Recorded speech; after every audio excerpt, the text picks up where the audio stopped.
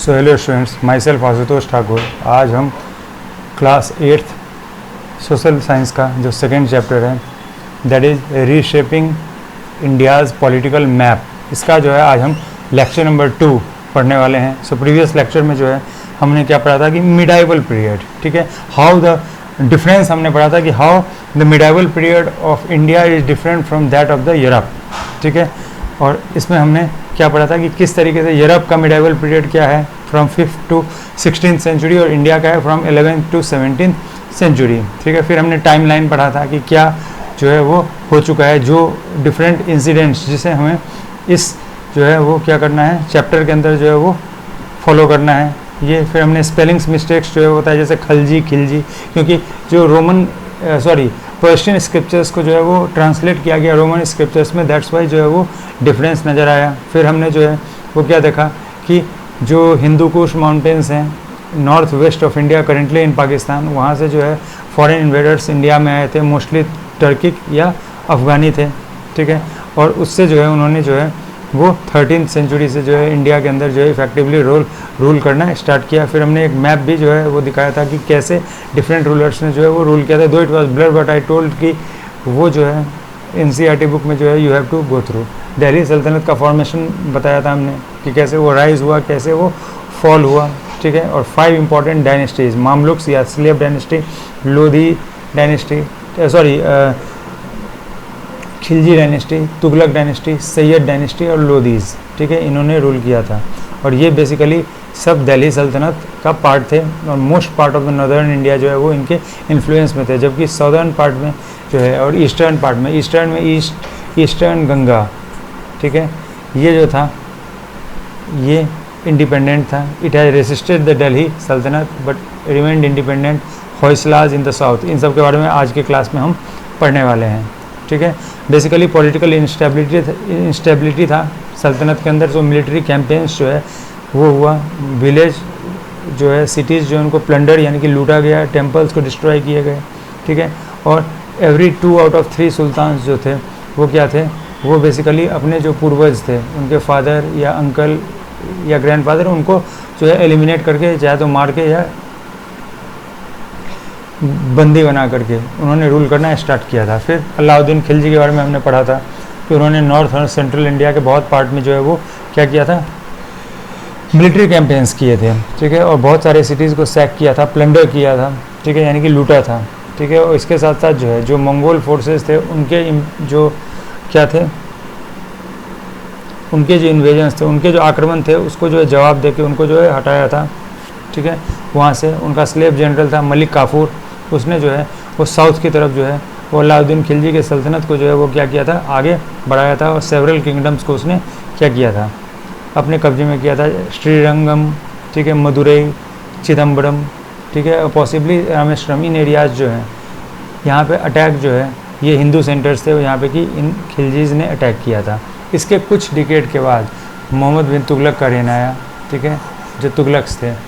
After the decade of the Khiljis Mohammad bin Tughlaq जो है उसने दिल्ली में रूल किया और दिल्ली के जो सल्तनत है उसको आगे जो है बढ़ाने में जो है उसने कोई कसर उसने भी नहीं छोड़ी, मोहम्मद बिन तुगलक ने, ठीक है। और ये पहली बार ऐसा था जब मौर्यन एम्पायर था एंशियंट टाइम में, उसके बाद ये पहला ऐसा केस था तुगलक के केस में, तुगलक के रेन में या तुगलक के जो है सल्तनत के टाइम पे, जब पूरा जो सब कॉन्टिनेंट था इंडिया का that was ruled by one ruler, पूरे देश सब कॉन्टिनेंट का एक ही राजा था, ठीक है। ये मौर्य के टाइम में था, खिलजी तक जो है वो पूरा कंट्री उनके कंट्रोल में नहीं था, बट तुगलक रेन पूरा कंट्री उनके कंट्रोल में था, ठीक है। और ये जो डोमिनेंस था ये बहुत ही सिग्निफिकेंट था, बहुत ही महत्वपूर्ण था, बट वो बहुत ही कम टाइम तक रहा था, ठीक है। क्योंकि मोहम्मद बिन तुगलक जो था उसके पास क्या थे, ही हैड एम्बिशंस, ठीक है, एम्बिशियस स्कीम्स थे उसके पास, ठीक है, कि कैसे अपने जो है वो डायनेस्टी को आगे बढ़ाना है, कैसे जो है अपने टेरिटरी को जो है वो आगे बढ़ाना है। लेकिन उन एम्बिशंस को जो है उन्होंने पुअरली एग्जीक्यूट किया। एक प्रॉपर प्लानिंग के थ्रू अगर हम कुछ करते हैं तो हमें कोई फल मिलता है, लेकिन किंग को भी जो है वो क्या होना चाहिए था, शार्प माइंडेड, ठीक है, जो इफेक्टिव तरीके से जो है वो क्या कर सके, अपने प्लान को एग्जीक्यूट कर सके, but it was not done. For example अपने कैपिटल को जो है दिल्ली से जो है उसने दौलताबाद जो करंट में देवगिरी है उस टाइम पे देवगिरी था, अभी दौलताबाद है, ठीक है। और ये जो महाराष्ट्र में संभाजी नगर है उसके पास जो है ये सिचुएटेड है, ठीक है। यहाँ पे जो है अपने कैपिटल को इसने ट्रांसफ़र कर दिया। वाई ही डिड सो, ये ऐसा एक एम था, एम्बिशियस एम, जो कि बहुत ही डिजास्ट्रस साबित हुआ, ठीक है। क्योंकि उसको लगा कि दिल्ली के मुकाबले अगर ये दौलताबाद यानी कि देवगिरी ये एक सेंट्रल लोकेशन है जहाँ से इंडिया के चारों तरफ हम इफेक्टिवली जो है कंट्रोल कर सकते हैं, ठीक है, एम्पायर को आगे बढ़ा सकते हैं। लेकिन इसकी वजह से जो है लोगों को जो है मजबूरी में जो है ओवर 1000 किलोमीटर दिल्ली से वहाँ पे ट्रैवल करना पड़ा। और कुछ दिनों के बाद जो है ये प्लान उनका फेल हो गया, क्योंकि उनके हाथ से जो है वेस्टर्न और ईस्टर्न पार्ट ऑफ जो इंडिया है वो धीरे धीरे मिस हैंडल होने लगा। तो नेचुरली दिस प्लान वाज मिसफायर्ड। तो अगेन वो वापस कैपिटल को दिल्ली लेकर के आ गए, ठीक है। और इस केस में ये जो दिल्ली से दौलताबाद गए और दौलताबाद से दिल्ली आए, इस केस में जो है ये क्या हुआ था कि ग्रेट लॉस ऑफ लाइव्स, ठीक है, लोगों के लाइफ्स जो हैं वो बहुत ज़्यादा लोग जो है वो रास्ते में ही जो है वो मर गए जाने आने के केस में, कुछ जो हिस्ट्री के इंपॉर्टेंट सोर्सेज के अकॉर्डिंगली। दूसरा जो था इंस्टेंस जो था वो था इंट्रोडक्शन ऑफ टोकन करेंसी, ठीक है, जहाँ पे कि जो चीपर कॉपर कॉइन्स थे उनको जो है टोकन के रूप में डिक्लेयर किया गया, ठीक है। And have the value of gold और सिल्वर कॉइन्स, ठीक है। गोल्ड और सिल्वर कॉइन्स को हटा करके टोकन कॉपर कॉइन्स को जो है वो क्या किया, चलन में लाया उन्होंने, उसको चलाने लगे, ठीक है। दो it was a progressive idea, ठीक है, क्योंकि मोस्ट ऑफ आवर करेंसी जो है टुडे इज एक्चुअली टोकन। क्योंकि जैसे रुपया है फॉर एग्जांपल, जो रुपया तुम देखते हो क्या है, एक piece of paper, nothing else. लेकिन चूंकि गवर्नमेंट ने उसको जो है क्या किया है, बताया है कि यस ट्रांजैक्शन जो है, लेन देन जो है that must be made in that रूपी ओनली, इसीलिए हम उसको यूज़ करते हैं, ठीक है, दैट इज़ टोकन, ठीक है।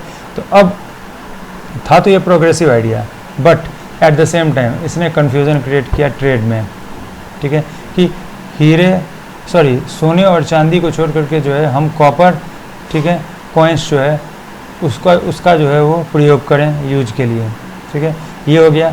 और इसके साथ साथ जो है तो ट्रेड में कन्फ्यूजन इससे हो गया और लोगों को इनकरेज करने लगा टू काउंटरफिट कॉपर कॉइन, यानी कि उसका नकली कॉपर कॉइन्स जो है उसको दे दें, ठीक है, वो ईजिली अवेलेबल था, ठीक है। इसकी वजह से क्या हुआ, this led to the decline in the economy में डिक्लाइन होने लगा। राज्य में जब जो है पैसे कम होते चले जाएंगे तो कैसे जो है वो चला पाएंगे रूल, ठीक है। इसके बाद जो डिफरेंट सुल्तान्स थे दिल्ली सल्तनत के और जो उनके कोर्ट्स थे, उनके जो दरबारी जो थे, ठीक है, एलिट ग्रुप, ठीक है, जो मंत्री थे, जो सेनापति थे, ये सब these were the elites of the sultans, ठीक है। वो लग्जरियस पैलेसेस जो थे, लंबे लंबे जो है बड़े बड़े महल, ठीक है, जहाँ पे सारे फैसिलिटीज़ अवेलेबल हैं। आज के डेट की तरह एसी कूलर उस टाइम पे नहीं था, but yes all the other facilities, ठीक है, इलेबरेट क्लोथिंग्स, ठीक है, यानी कि बड़े बड़े जो है लंबे लंबे जो है वो क्लॉथ्स होते थे, ठीक है। ये हम जैसे आज के डेट में क्या होता है, बॉयज़ और गर्ल्स के लिए अलग अलग क्लॉथ्स होते थे, ऐसे उस टाइम पे नहीं था। सिमिलर टाइप के क्लॉथ्स जो है वो मोस्टली जो है वो पहनते थे, ठीक है, जो बहुत ही बड़ा और बहुत ही विस्तृत टाइप का जो है वो क्लॉथ होता था, ठीक है। ज्वेल्ड ऑर्नामेंट्स, ठीक है, गहने जो है वो पहनते थे, हाँ, गले में, हाथों में, ठीक है, गहने पहनते थे, ठीक है। और fine food, veg non veg कोई भी चीज़ जो है वो इफ़ेक्टिवली जो है वो खाते थे, ठीक है। और बेसिकली ये वेल्थ जो है, ये जो संपत्ति है कहाँ से आई थी, वो बेसिकली आया था जो मिलिट्री कैंपेन उनके थे, जो उनके आर्मी जो है वो डिफरेंट सिटीज़ और टाउन्स जो आसपास में जाते थे, वहाँ पे जाकर के वो लूटते जो थे प्लंडर उनसे, फिर कॉमन पीपल जो थे उन पे जो टैक्स इम्पोज करते थे, और साथ ही साथ जिस रीजन को जो है वो क्या करते थे, फतेह करते थे, यानी कि जिस रीजन को अटैक करके वो जीतते थे वहाँ। और इसके साथ साथ इंगेजमेंट इन स्लेव ट्रेड, ठीक है, स्लेव ट्रेड जो है उसमें जो है अपने आप को क्या करके एक्टिवली उसमें वर्क करके, ठीक है। अब ये बेसिकली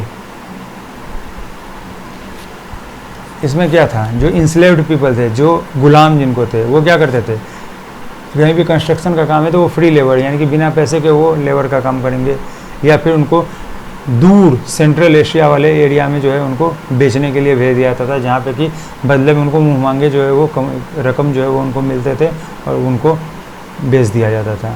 बट ये जो था लूटने का जो ये सिलसिला था, इसने जो है वो क्या किया था, बहुत सारे ट्रेड नेटवर्क्स जो थे उसको अफेक्ट किया, एग्रीकल्चरल प्रोडक्शन को अफेक्ट किया, और इसके साथ साथ जो है बहुत सारा जो है इस टाइम पे जो है वो बहुत सारे अटैक्स जो है वो पवित्र जो थे या रिवर्ड इमेजेस थे, जैसे बुद्धिस्ट के हो गए, जैन के हो गए या हिंदू हो गए, इनके टेम्पल्स में जो इमेजेस थे उस पर भी बहुत सारे अटैक्स किए थे इन सुल्तान्स ने, because they all belongs to the Muslim dynasty, these all Delhi सल्तनत, ठीक है। और ये बेसिकली ये जो डिस्ट्रक्शन इन्होंने किया था bye attacking over that was motivated not just by plunder, सिर्फ लूटने के ही पर्पज से नहीं, बट ऑल्सो बाय आइकोनोसियाज्म, आइकोनोसियाज्म है यहाँ, आइकोनोक्लाज्म होता है रिजेक्शन या डिस्ट्रक्शन ऑफ जो आइकन्स है, जैसे मूर्ति। अब हिंदू क्या है, मूर्तियों की पूजा करते हैं, ठीक है। मुस्लिम्स जो है ये जो सुल्तान्स थे वो इनको नहीं मानते थे, इसको डिस्ट्रॉय करने के लिए, ठीक है, या रिलीजियस इमेजेस, ठीक है, जिसमें मूर्ति की पूजा के बारे में बताया जाता है, इन सब को जो है वो डिस्ट्रॉय करने के लिए भी वो सेवरल अटैक्स जो है वो हिंदू, बुद्धिस्ट या जैन के टेम्पल्स पे हुए थे, ठीक है। अब बेसिकली क्या होता है, हम इंग्लिश के अंदर इमेज टर्म का यूज़ करते हैं जो न्यूट्रल है, चाहे वो किसी भी रिलीजन से हो, ठीक है। ये क्या है, टोटली न्यूट्रल है इंग्लिश में इमेज। अब टर्म जो आइडियल है या आइकन है, ये बेसिकली पेजोरेटिव होता था कंटेक्स्ट ऑफ जुडाइज्म, क्रिश्चियनिटी या इस्लाम, ठीक है। जुडाइज्म हो गया, क्रिश्चियनिटी हो गया, इस्लाम हो गया, डिफरेंट रिलीजन। और इनके जो ऑर्थोडॉक्स सेक्ट्स है, मीन्स ऑर्थोडॉक्स सेक्ट्स का मतलब होता है वो जो, जैसे इस्लाम में और ऑर्थोडॉक्स कौन होंगे, जो बेसिकली कट्टर जो इस्लामी होते हैं, वही कट्टरपंथी वाले जो रिलीजन करते हैं, टोटली उसी का वर्चस्व होगा, उसी रिलीजन का होगा, ये सारी चीज़ें। They basically condemn the idolatry, ठीक है। तो ये जो है इन्होंने इस चीज़ को जो है टोटली कंडेम किया, यानी कि ये सही नहीं है, इसको जो है हटाना जरूरी है। जबकि इंडियन क्लासिकल टेक्स्ट जो है दे यूज द वर्ड, जैसे मूर्ति, विग्रह, प्रतिमा, रूप, ठीक है, इन सब का जो है यूज किया जाता था, जो बेसिकली इमेजेस को डिज़ाइनेट करने के लिए यूज होता था। स्टैचू वही मूर्तियाँ जिसको हम पूजा करते हैं मंदिरों के अंदर या घरों के अंदर, इन चीज़ों के लिए हिंदू क्लासिकल टेक्स्ट में जो है वो यूज़ किया जाता था। अब कुछ सुल्तान्स थे जिन्होंने जजिया, ठीक है, ये टैक्स जो है वो इम्प्लीमेंट किया था। अब बेसिकली ये जजिया टैक्स जो है वो था basically tax on non Muslim subjects, मतलब ऐसे सब्जेक्ट्स जहाँ पे मुस्लिम्स जो हैं वो क्या हैं, हु आर नॉट एसोसिएटेड, ठीक है, उनके लिए हैं, जिससे कि उनको प्रोटेक्शन मिल सके, और साथ ही साथ जो मिलिट्री सर्विस है उससे उनको जो है एग्जाम्पशन, यानी कि उनको प्रॉपरली जो है वो छूट मिल सके। इसके लिए बहुत सारे सुल्तान्स ने ये भी इम्प्लीमेंट किया था।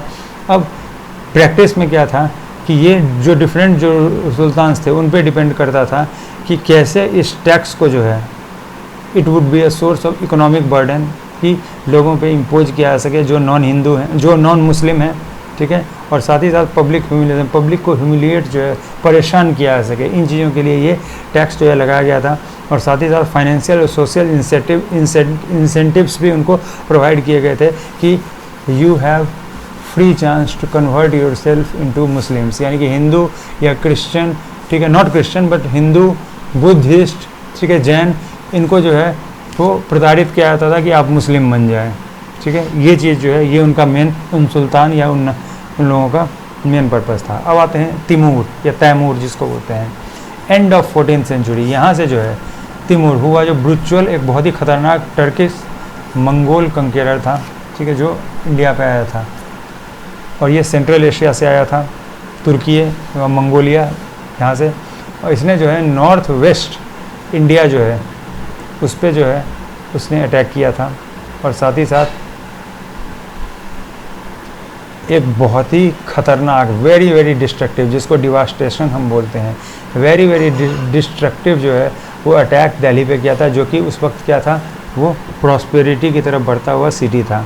अब जैसा कि उसने अपने जो है वो क्या किया था, अपने मेमोइर्स, ठीक है, यानी कि जो आज के डेट में ऑटोबायोग्राफी जिसको हम बोलते हैं, कि आपने आपकी ज़िंदगी में जो कुछ भी हुआ उसको लिखना, उसमें उसने जो है अपना 2 इम्पॉर्टेंट ऑब्जेक्टिव बताया था over the attack to India, और वो क्या था, to wage war with the infidels. Infidels क्या होते हैं, इन्फिडेल्स वो होते हैं जो who does not share the faith of any religion, किसी पार्टिकुलर रिलीजन के बारे में उसमें उनकी जो मान्यताएं हैं, उनकी जो थिंकिंग, उसको जो वैल्यू नहीं देते हैं, जो नहीं मानते हैं। जैसे मुस्लिम्स जो है वो हिंदू के जो धर्म में है उसको वैल्यू नहीं देते हैं, मुस्लिम हिंदू का नहीं। तो यहाँ पे क्या था कि मिडाइवल टाइम पे जो है जो क्रिश्चियनिटी था, वहाँ पे इन्फेडल्स कौन थे? मुस्लिम्स थे या पेगान्स थे।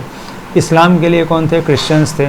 या इंडिया के कंटेक्स्ट में हिंदूज, बुद्धिस्ट या जैन्स, दीज वर इन्फेडल्स, क्योंकि इनके जो है क्या इनके रिलीजन में टीचिंग्स हैं, क्या इनके जो है मान्यताएं हैं, उनको वो नहीं देते थे, ठीक है, उनको वैल्यू नहीं देते थे। तो इन इन्फिडेल्स के अगेंस्ट में वॉर लड़ना, ये तैमूर का जो है एक उद्देश्य था, एक ऑब्जेक्टिव था। और दूसरा था to gain something by plundering wealth of the infidels, इनके जो संपत्ति है उनको लूट लेना, इनको लड़ करके, इनको मार करके इनकी संपत्तियाँ जो है वो लूट लेना, ठीक है।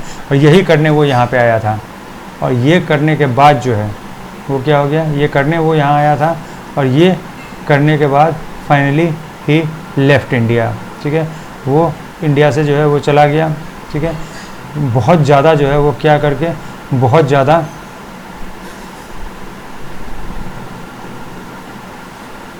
पैसे इनको जो है वो लूटने के बाद, ठीक है, with huge plunder, leaving chaos behind, लोगों में अफरा तफरी का माहौल जो है वो छोड़ करके चला गया, ठीक है।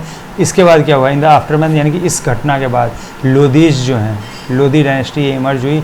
और ये लास्ट डायनेस्टी जो है ये दिल्ली सल्तनत का हुआ, क्योंकि इसके बाद मुगल्स आ गए थे, ठीक है। बट जो टेरिटरी था लोधी डायनेस्टी का वो धीरे धीरे कम छोटा होता गया, क्योंकि ज़्यादा से ज़्यादा अदर स्टेट से जो है वो विरोध होने लगा, अदर किंगडम से विरोध होने लगा, ठीक है, इंडिया के अंदर ही। तो अब आते हैं इस टॉपिक पे, रेजिस्टेंस टू द दिल्ली सल्तनत, कैसे दिल्ली सल्तनत का जो है वो विरोध हुआ था, ठीक है। पूरे दिल्ली सल्तनत के रूल जो 300-400 साल तक दिल्ली सल्तनत था, तब तक जो है दिल्ली सल्तनत ने जो है वो बहुत सारे एरियाज से जो है वो रेजिस्टेंस यानी कि विरोध जो है वो सहा था, ठीक है। बहुत सारे किंगडम्स जो थे they fell into the net of Delhi Sultanate, वो जो है दिल्ली सल्तनत के अंदर आए थे। जो दिल्ली सल्तनत के किंग सुल्तान्स थे, उन्होंने डिफरेंट एरियाज़ को अपने कब्जे में किया था through war and territorial expansion, ठीक है। बट स्टिल इन एरियाज़ को, जैसे eastern Ganga kingdom of Kalinga जो प्रेजेंट डे ओडिशा है, पार्ट्स ऑफ बंगाल या आंध्र प्रदेश में है, उसको जो है वो कभी अपने कब्जे में नहीं कर पाया दिल्ली सल्तनत, ठीक है, क्योंकि इसके एक इम्पॉर्टेंट रूलर्स थे मिड 13th सेंचुरी में, जैसा कि मैंने लास्ट क्लास में भी बताया था, नरसिम्हदेव फर्स्ट, ठीक है, जो कि मिलिट्री स्ट्रेंथ इनके पास बहुत ज़्यादा थी और cultural brilliance, culture and tradition को जो इफेक्टिवली इन्होंने अपने एरिया में बनाया था, जो अपने किंगडम में जो है ये लेकर के आए थे। कल्चर जो है, ट्रेडिशनल कल्चर जो इनके जो है पहले से थे, ठीक है, ईस्टर्न गंगा किंगडम के अंदर ये चीज़ इन्होंने जो है क्या किया था कि जो दिल्ली सल्तनत की तरफ से इनके जो राज्य पे अटैक हुआ था, इसको इन्होंने जो है वो निस्त नाबूद तो किया ही था, उसको जो इन्होंने अवॉइड तो कर ही दिया था, हरा तो दिया ही था।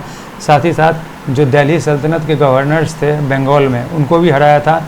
और पार्टली इनको जो है सेलिब्रेट इनको करने के लिए जो है उन्होंने जो सूर्य का टेम्पल एट कोणार्क आज के डेट में जो ओडिशा में है, ये भी इन्होंने बनाया था, नरसिम्हदेव फर्स्ट, ठीक है। अब ऐसे ही एक केस है, एग्जाम्पल है तुगलक, उनके टाइम पे तेलुगु शिफ्टेंस यानी कि जो प्रमुख होते हैं, जैसे गांव में मुखिया होते हैं वैसे ही, ठीक है, उनको कहा जाता था मुसुनुरी नायकाज, ठीक है।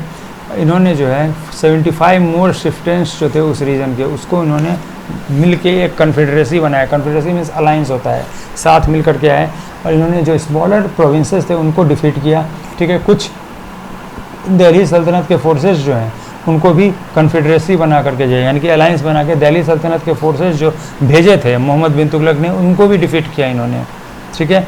और साथ ही साथ वारंगल जो कि क्या है प्रेजेंट डे तेलंगाना में है, उसमें मोहम्मद बिन तुगलक की आर्मी को घुसने नहीं दिया था, इन्होंने उनको हरा दिया था 1330 से 1336 के आसपास, ये 6 ईयर टाइम फ्रेम में। क्योंकि मोहम्मद बिन तुगलक इस टाइम पे क्या था, वो साउथ में अपना वर्चस्व जो है वो जमाना चाहता था, इसीलिए जो है उन्होंने इसको भेजा था। But that never happened. ऐसे ही अलाउद्दीन खिलजी वाले टाइम पे क्या था, उसका भी सेम पर्पस था कि जो एक्सेसिव वेल्थ जो था, इसकी वजह से जो है Alauddin Khilji also push to south, वो उसका ध्यान भी दक्षिण की तरफ आया था।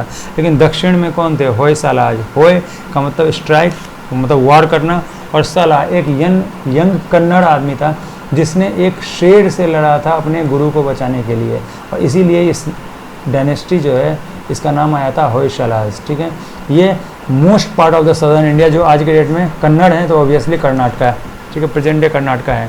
इसने भी क्या किया था? दिल्ली सल्तनत के बहुत सारे अटैक्स थे, उसको भी इसने रेसिस्ट किया था। ठीक है, और ओनली इंडिपेंडेंट किंगडम था साउथ का, अदरवाइज जो है बाकी किंगडम्स को जो है दिल्ली सल्तनत ने डिफीट किया था, but they never manage to capture the eastern Ganga territory ruled by Narasimhadeva first, and second one this Hoysalas in the south.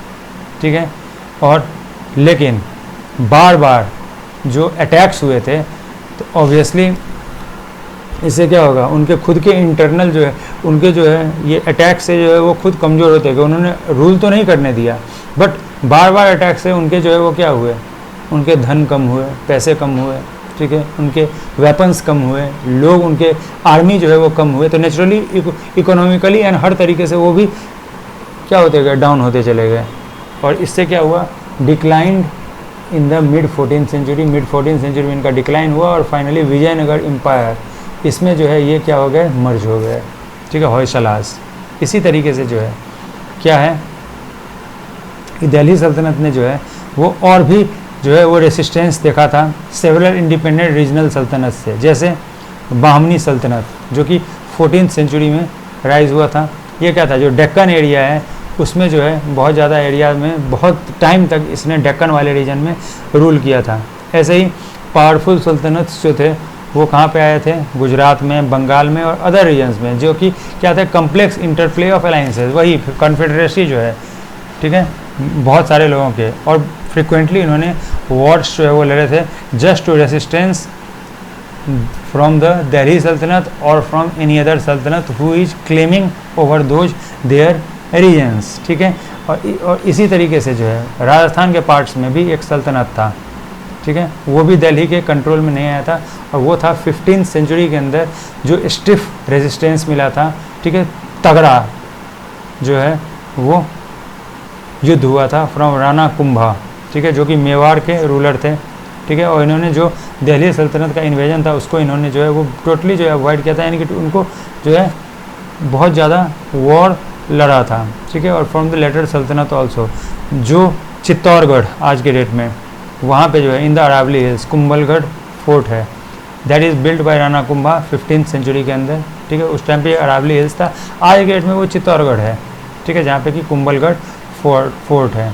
ठीक है, एंड एक स्ट्रॉन्ग जो है वो क्या था, strong hold for the rulers of Mewar. ठीक है, और मेवाड़ क्या था, एक प्रोमिनेंट राजपूत किंगडम था, जो कि सेंट्रल और सदर्न पार्ट जो आज का राजस्थान का है उसमें ये किंगडम फैला हुआ था। उसको जो है एक स्ट्रॉन्ग जो है वो क्या दिया था, कुंभलगढ़ फोर्ट जो है उसने दिया था, और मेवाड़ की जो है ताकत को और ज़्यादा इसने इन्हेंस किया था। अब क्या था, जो स्टीप स्लोप्स होते हैं छोटे छोटे जो है, ठीक है, और जंगल से चारों तरफ घिरे हुए थे, और ये कुंभलगढ़ फोर्ट फेमस है, इसका जो 36 किलोमीटर लॉन्ग वॉल है। ठीक है, जिसको one of the largest continuous wall in the world भी कहा जाता है। ठीक है, तो ये कुछ ऑल थ्रू द इंडिया कुछ किंगडम्स थे जिन्होंने क्या किया था, जिन्होंने दिल्ली सल्तनत से रेजिस्टेंस किया था। ठीक है, कुछ को दिल्ली सल्तनत अपने कब्जे में नहीं कर पाए, जबकि कुछ जो थे they came under the influence of Delhi Sultanate या came under the control of Delhi Sultanate. So अब नेक्स्ट क्लास में हम पढ़ेंगे Vijayanagar empire and the further topics. तो यहाँ तक अगर किसी को कुछ समझ में ना आया हो या किसी को कोई डाउट हो, then you are required to write in the comment section. Within 24 to 48 hour आपको आपके क्वेश्चन के आंसर्स मिल जाएंगे। So what is required from you, go after my lecture, revise it, study, listen it carefully, write down this notes, revise it carefully, go through your NCERT book, और जो भी text हैं उसके अलावा वो तो रिवाइज करना ही है, उसके साथ बुक भी रिवाइज करना है। Till then have a nice day to everyone, thank you very much. Images जो NCERT बुक में दिए हुए हैं, पिक्चर्स विद डिस्क्रिप्शन, उनको भी रिवाइज करना है। So go through that, revise it carefully. Till then, have a nice day to everyone. Enjoy. Thank you very much. Have a nice day and bye bye.